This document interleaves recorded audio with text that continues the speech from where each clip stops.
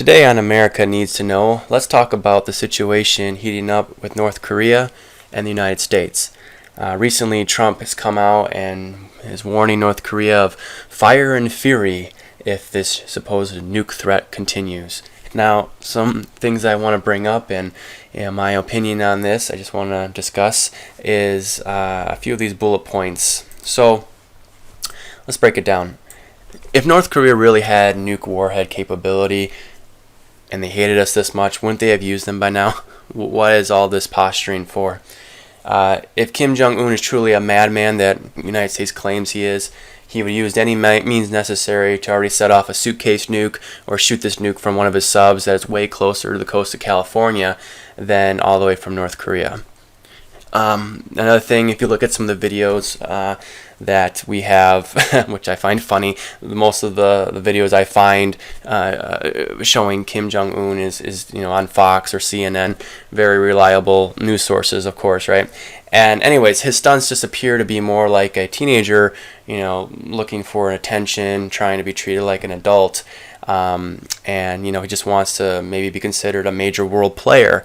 Another angle is, so if Kim Jung Un is really that suicidal, and that crazy, and he's putting his entire country of North Korea at risk of a complete nuclear destruction coming from the United States, maybe even China as well.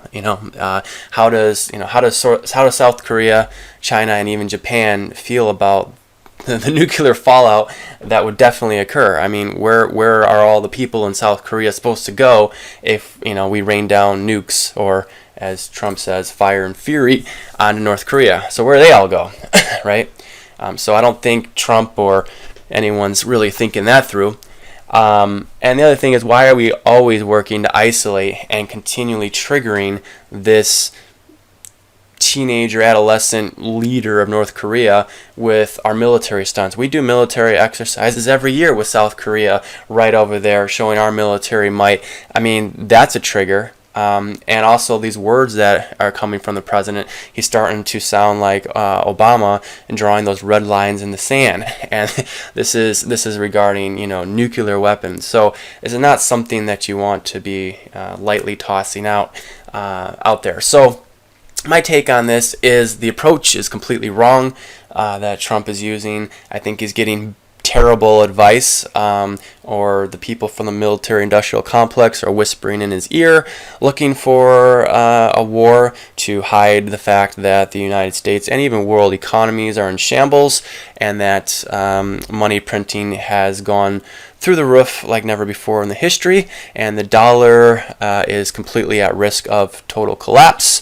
And you already got major countries like Russia that are moving away from the use of the dollar, as well as China. They are looking at developing what's called the Silk Road for trade and just bypassing the dollar, because the powers to be have completely abused the dollar as a world reserve currency.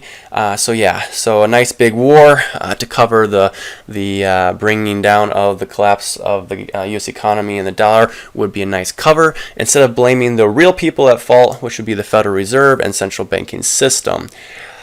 So that is my take on North Korea. I think the approach would be to really find out, what does North Korea want? What does he want? Does he want to be considered a major player? Do we want to bring him into the fold? Does he want to be part of the UN? It's better to talk to him and ask him what he wants. Heck, even trade with him. Like, hey, what can we do to trade with you? Why are we posturing and trying to start a World War III scenario with North Korea? I have not seen any sort of news on diplomacy or attempts of real diplomacy and figuring out what Kim Jung Un wants for North Korea. Obviously, if he wants to combine South Korea and North Korea, obviously, that's not going to work. But I think there has to be other options than just going back and forth and saying, hey, who's going to nuke who first? Because that doesn't end well for anybody. If that scenario actually does go down, obviously millions of people are going to die, not to mention the economic destruction that is going to happen, because Wall Street will definitely not react very well to that happening, or any market around the globe is going to react very well.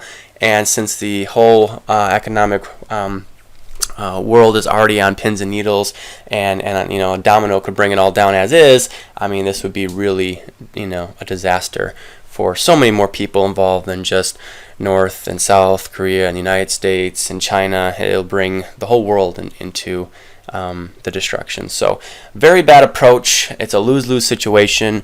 I don't think it's the right way to go about it. We'll have to see how this unfolds, and hopefully the worst doesn't come about. That's my take on the North Korea situation.